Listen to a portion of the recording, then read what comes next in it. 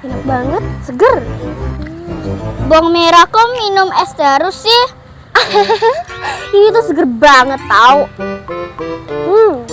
Jangan minum es terus, nanti batuk bawang merah.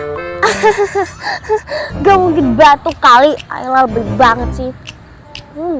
Karena bawang merah sering minum es, keesokan harinya pun batuk-batuk.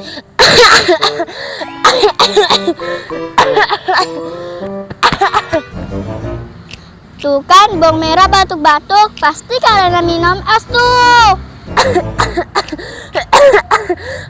Aduh, iya deh, aku nggak mau minum es lagi.